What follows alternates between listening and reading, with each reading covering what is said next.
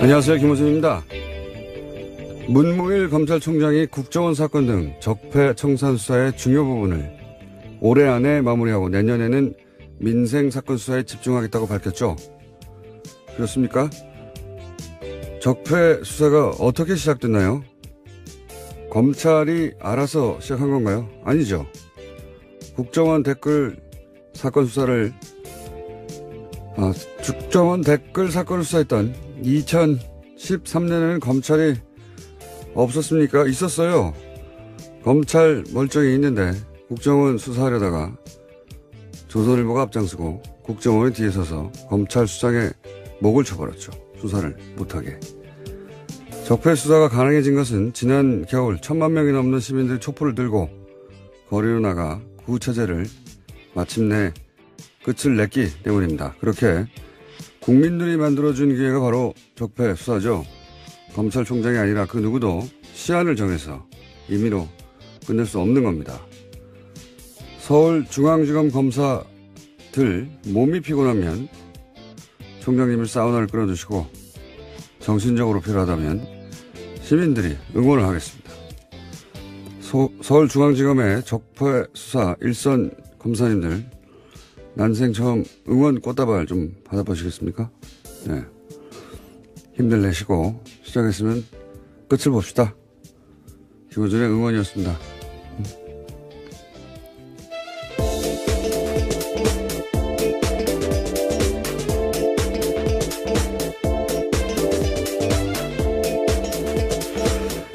제가 요새 수요일에 다시 새로운 방송을 하나 시작해가지고, 예.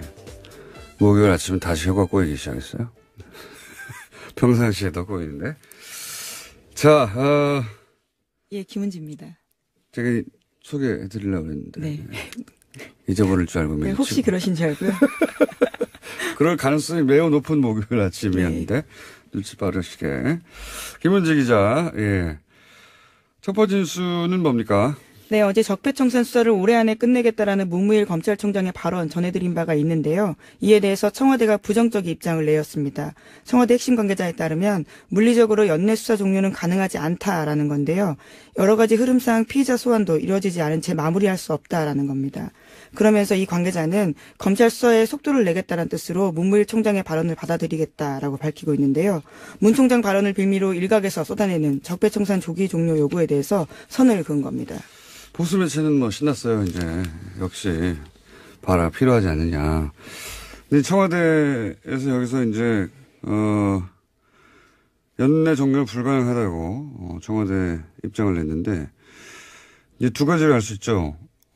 이게 이제 청와대가 조율되지 않은 발언이었다는 것과, 그리고 애초에 청와대가 함용하는 수사가 아니었다는 것, 두 가지 동시에 드러난 셈입니다. 검찰총장이 청와대하고는 다른 입장을 내는 경우가 드문 일이거든요. 엄청나게. 예. 검찰총장 관두기 직전에 보통 그런 일이 있긴 합니다. 근데, 그런 걸 알 수 있고요. 제가 이제 이 사건, 이것도 일종의 사건이죠. 저희가 그래서, 오늘 2부 잠시 후에 적폐청산위원장, 박범계 위원장과 인터뷰가 예정돼 있긴 한데, 이거를 이제 전직 최고위급 검찰 간부는 이 사안을 어떻게 보느냐 궁금해서 제가 전화로 물어봤어요. 이제 어딩을 그대로 전하면 수사는 생물이다. 네. 네, 굉장히 유명한 말이죠. 검사들 사이에서는. 수사는 생물이다. 무슨 뜻이냐면 시작하면은 어디로 갈지 모른다. 네. 그러면서 이런 얘기를 다 붙였어요. 특히 정권 차원에서 이루어진 범죄는 정권이 직접 나선 일이기 때문에 그 범죄 정도를 알 수가 없고, 미리. 어디로, 시작하면 생물처럼 어디로 뻗어나갈지 알 수가 없다. 근데 이걸 시야를 정하면 그 생물을 죽이는 거다. 굉장히 와닿는 표현이었는데, 그렇게 얘기를 했고요. 어쨌든, 이 검찰 고위 간부들에게는, 질책, 감시, 그렇게 하면 안 된다.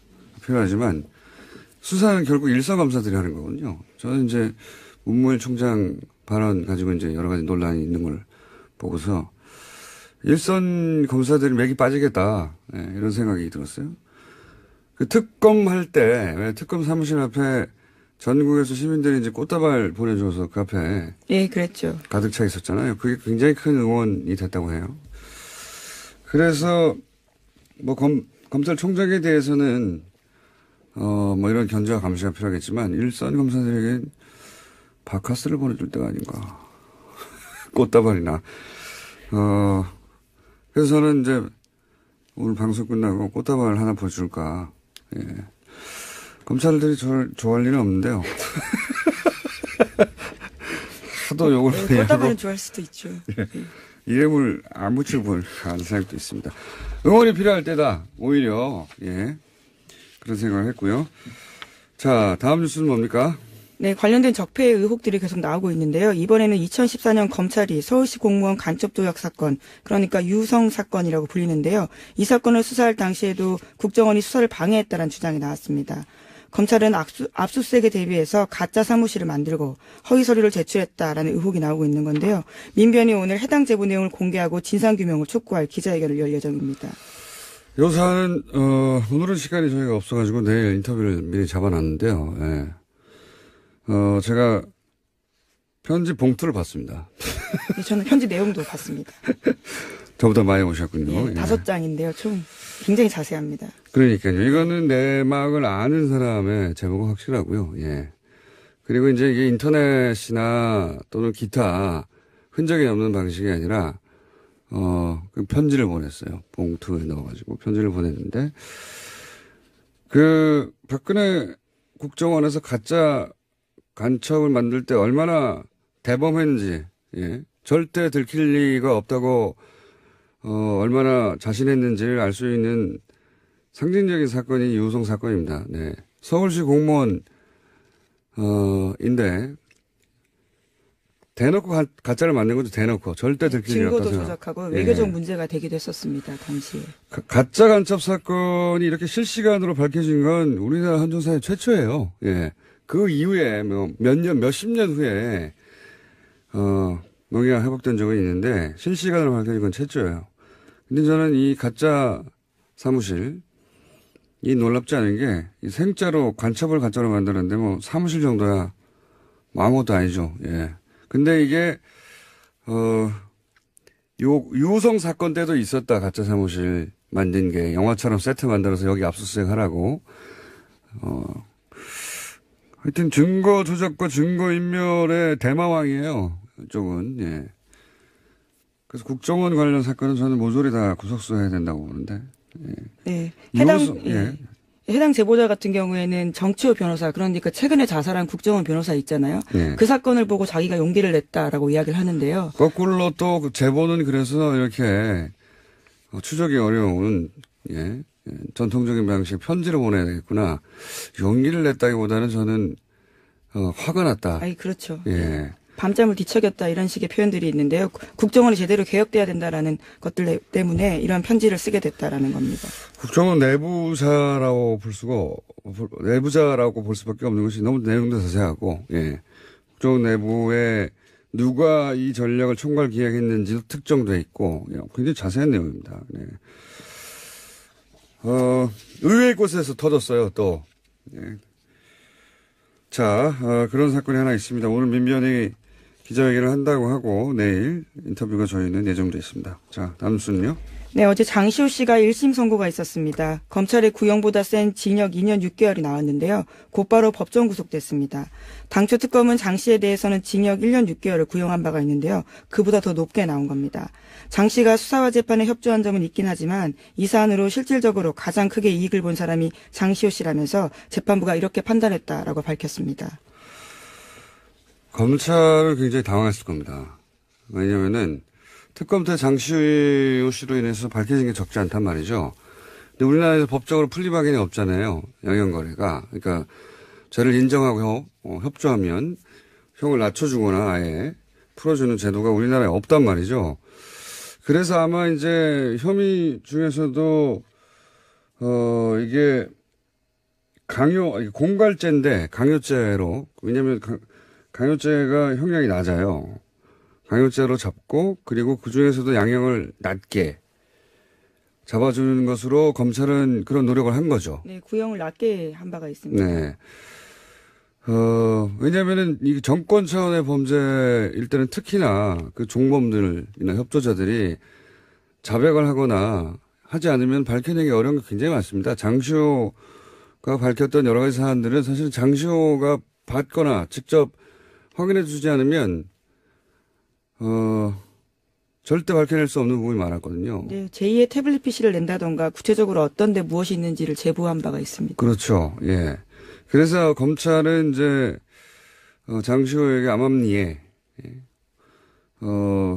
검찰이 알아서 그런 협조에 대해서 배려하겠다고 신호를 주었을 것이고, 장시호 씨도 적극적으로 협조를 한 것일 텐데, 사법부가 보기에는 형량이 너무 낮았던 거죠. 예.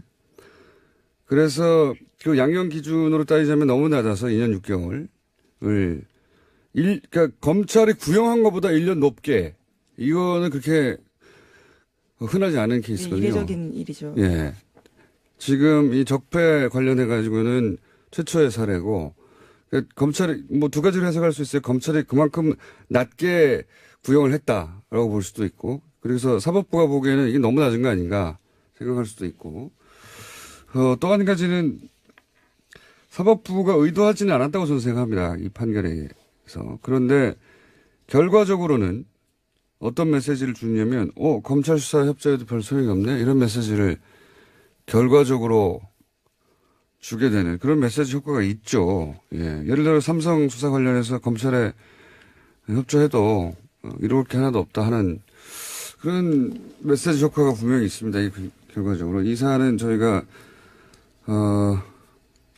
역시 2부에, 예, 양지열 변호사가 다룰 텐데, 저는 개인적으로 좀 아쉬워요. 그때 자세히 얘기하겠지만, 예, 뭐 제가 아쉽다고 판결이 바뀌는 건 아닌데. 뭐, 물론 2심과 3심이 남아있긴 합니다. 네, 메시지 효과가 그런 게 있는 거죠.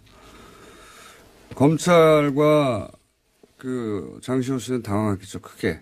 아마도 장시호 씨는 모르긴 몰라도 1년의 집행유예 혹은 1년 6개월의 집행유예 뭐 이런 식의 법정 구속을 예상하지는 않았을 거라고 봐요. 네, 어제 그래서 그 결과가 나온 다음에 재판장한테 그런 호소를 했었습니다. 바로 법정에 구속되지 않도록 해달라고요. 아이를 좀 보고 오겠다라는 취지 이야기도 했었습니다.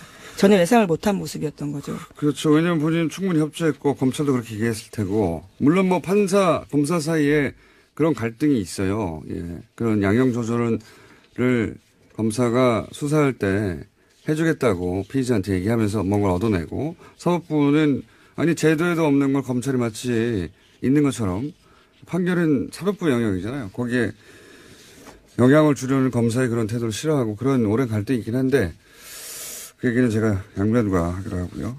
자, 다음 뉴스는 뭡니까? 네, 국제올림픽위원회 IOC가 러시아 선수단의 평창 동계올림픽 출전을 금지했습니다. 지난 2014년 소치 동계올림픽에서 국가 차원의 조직적인 금지 약물 복용이 이뤄졌다라는 판단에서 나온 결정인데요. 러시아 선수들은 엄격한 도핑 검사를 통과해야만 러시아 출신 올림픽 선수라는 개인 자격으로 올림픽에 출전할 수 있게 됐습니다. 그렇군요. 네. 러시아에서는 인정하지 않고 있죠. 예, 이 사안을. 네, 그렇죠. 그래서 12일까지요. 개인 자격으로는 아마 출전할지 여부를 결정하겠다라는 입장입니다. 근데 이 고발 자체가 러시아에서 출발된 거예요. 예. 네, 내부 고발이죠, 일종의. 예. 자, 다음 뉴스는 뭡니까? 네, 세계적인 시사주간지 타임이 올해의 인물로 성폭력 고발로 세계를 뒤흔든 여성들을 선정했습니다. 성폭력 고발에 나선 여성들을 통칭해서 침묵을 깬 고발자들이라는 이름을 붙이고 표지 모델로 선정했다고 밝혔는데요. 표지에는 성폭력 고발의 중심에 섰던 배우 애슐리 주드 등이 등장했습니다. 이게 이제 특히 영미권에서 미투 해시태그, 그러니까 나도 그런 일을 당했다 성폭행. 지금 이 여배우들이 굉장히 유명한 영화 사역자 하비 와인스타인, 예. 네. 그 양반한테 당했던 성추행 사건들을 계속 폭로하고 그러자 나도 당했다고 하는 미투 해시태그 광풍이 불었거든요. 예. 그래서 이게 이제 전 세계로 퍼져나왔어요. 네, 예. 80개국이 넘는 국가에서 해시태그가 회자됐다라고 합니다. 미투. 여기까지 하고 이제 저희의 미니인 리얼미터를 해야 되는데 이 해시태그 얘기하니까 제가 오늘 재밌는 거 하나만 얘기하고 꼭 넘어가야 되겠습니다. 제가 댓글 부대 아직도 운영된다 이야기 여러 번 했거든요. 근데 이제 반신반의 하셨던 분들이 많을 거예요.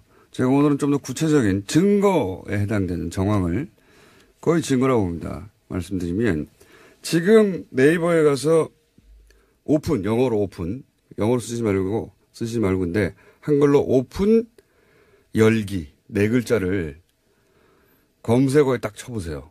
그런 다음에 그 메뉴 중에 실시간 검색이라는 메뉴가 있습니다. 네이버에. 트위터 같은 거 검색하는. 오픈 열기라고 치고 실시간 검색을 탁 클릭하면 각종 기사에 달린 댓글들 중에 오픈 열기, 옵션, 죄송합니다. 오픈 열기가 아니라 옵션 열기예요. 옵션. 예. 옵션 열기라는 단어가 포함된 댓글들이 주르륵 나옵니다. 이건 해시태그가 아니라 갑자기 왜 옵션 열기라고 하느냐. 이게 전부 다 댓글 부대가 쓴 댓글이에요. 댓글을 달 때 위에서 지시를 받아서 그걸 자기 아이디로 카피를 해서 댓글을 달았는데 거기 맨 앞에 옵션 열기라고 하는 내용과 상관없는 메뉴가 있는데 그걸 카피해서 갖다 붙여버린 거예요. 무슨 얘기인지 아시겠죠? 이거 한번 해보겠습니다. 잘 모르겠네요. 바보같이 무슨 얘기냐면 네. 내가 댓글을 달 때 댓글 알바가 있다고 쳐요. 예. 지시를 받았어요. 내용을. 그게 자기가 쓴 내용이 아니라는 거죠. 그걸 카피해서 갖다 붙여줄 거 아닙니까? 자기가 쓴 게 아니니까. 근데 그 카피를 할 때 맨 앞에 옵션 열기라고 하는 이 내용과 상관없는 메뉴에 네네. 들어가는 글까지 카피를 해버린 거예요. 그래서 그거를 갖다 붙여서 댓글로 다는 게 엄청나게 많습니다. 그게 여전히 지금 오늘도 달려있는 것들을 볼 수 있어요. 제가 오래전부터 봐왔는데 이걸로 몇 가지를 알 수 있어요. 이제는 댓글 부대 전용 프로그램이 있는 거예요. 전용 프로그램이 있어서 그 프로그램을 통해서 댓글 지시 내용을 받아요. 그런데 이제 그거를 카피 앤 페이스트 할 때 이렇게 마우스나 뭐로 손으로 쭉 긁어서 붙일 거 아닙니까? 그때 맨 앞에 있는 옵션 열기라고 하는 메뉴까지 촥 카피해서 붙이는 경우가 왕왕 일어나는 거죠. 기계적으로 알바를 하다가 결과적으로 예, 그런 실수가 드러나게 된 거죠. 그러는 거죠. 그러니까 프로그램이 있다, 이제는. 이 댓글 부대에 지령을 내리는 프로그램이 있다.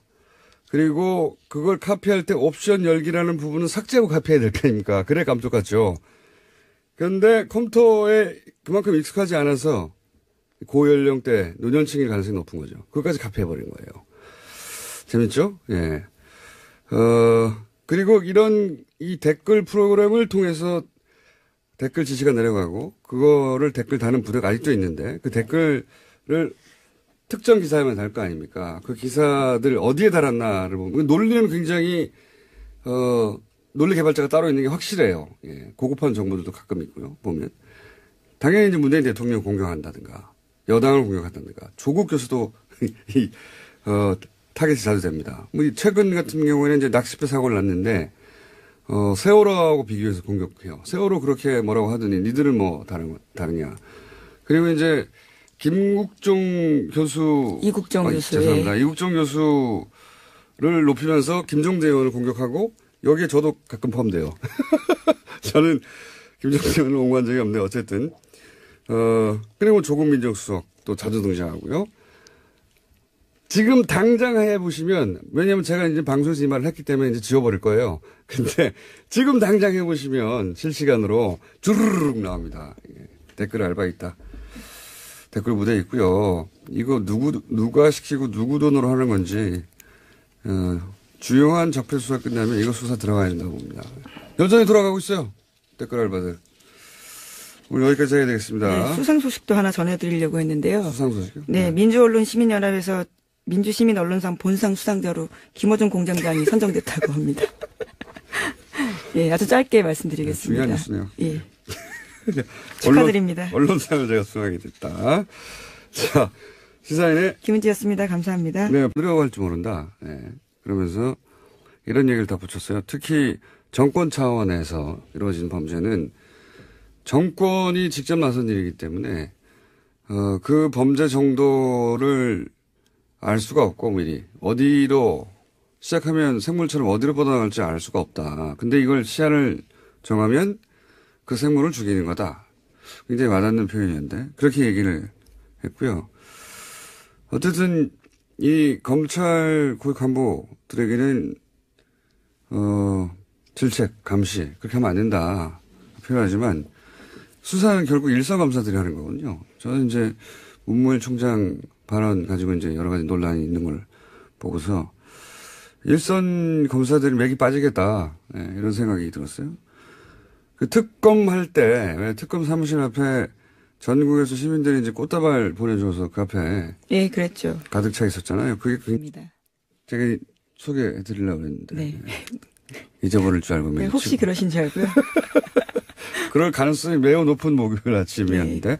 눈치 빠르시게 김은지 기자. 예. 첫 번째 뉴스는 뭡니까? 네, 어제 적폐청산 수사를 올해 안에 끝내겠다라는 문무일 검찰총장의 발언 전해드린 바가 있는데요. 이에 대해서 청와대가 부정적 입장을 내었습니다. 청와대 핵심 관계자에 따르면 물리적으로 연내 수사 종료는 가능하지 않다라는 건데요. 여러 가지 흐름상 피의자 소환도 이루어지지 않은 채 마무리할 수 없다라는 겁니다.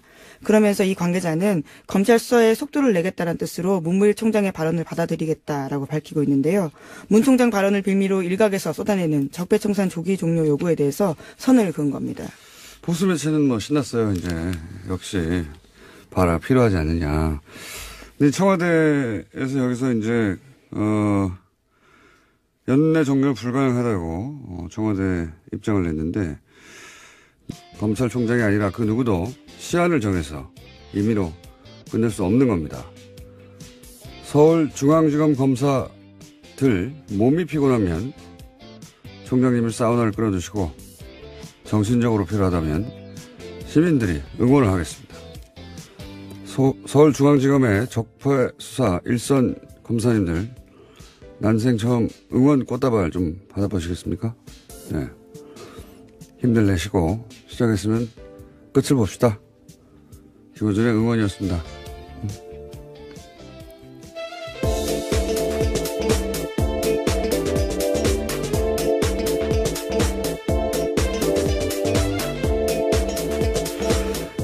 제가 요새 수요일날 다시 새로운 방송을 하나 시작해가지고, 예. 목요일 아침은 다시 혀가 꼬이기 시작했어요. 평상시에도 꼬이는데. 자, 예, 김은지입니다. 안녕하세요. 김호준입니다. 문무일 검찰총장이 국정원 사건 등 적폐 청산 수사의 중요 부분을 올해 안에 마무리하고 내년에는 민생 사건 수사에 집중하겠다고 밝혔죠. 그렇습니까? 적폐 수사가 어떻게 시작됐나요? 검찰이 알아서 시작한 건가요? 아니죠. 국정원 댓글 사건 수사를 국정원 댓글 사건을 수사했던 2013년에는 검찰이 없었습니까? 있었어요. 검찰 멀쩡히 있는데 국정원 수사하려다가 조선일보가 앞장서고 국정원이 뒤에 서서 검찰 수장의 목을 쳐버렸죠. 수사를 못하게. 적폐 수사가 가능해진 것은 지난 겨울 1,000만 명이 넘는 시민들이 촛불을 들고 거리로 나가 구체제를 마침내 끝을 냈기 때문입니다. 그렇게 국민들이 만들어준 기회가 바로 적폐 수사죠. 이 두 가지를 알 수 있죠. 이게 이제 청와대가 조율되지 않은 발언이었다는 것과 그리고 애초에 청와대가 함용하는 수사가 아니었다는 것 두 가지 동시에 드러난 셈입니다. 검찰총장이 청와대하고는 다른 입장을 내는 경우가 드문 일이거든요. 엄청나게. 예. 검찰총장 관두기 직전에 보통 그런 일이 있긴 합니다. 근데 그런 걸 알 수 있고요. 제가 이제 이 사건, 이것도 일종의 사건이죠. 저희가 그래서 오늘 2부 잠시 후에 적폐청산위원장 박범계 위원장과 인터뷰가 예정돼 있긴 한데 이거를 이제 그 전직 최고위급 검찰 간부는 이 사안을 어떻게 보느냐 궁금해서 제가 전화로 물어봤어요. 이제 그 워딩을 그대로 전하면 수사는 생물이다. 네. 네, 굉장히 유명한 말이죠. 검사들 사이에서는. 수사는 생물이다. 무슨 뜻이냐면 시작하면은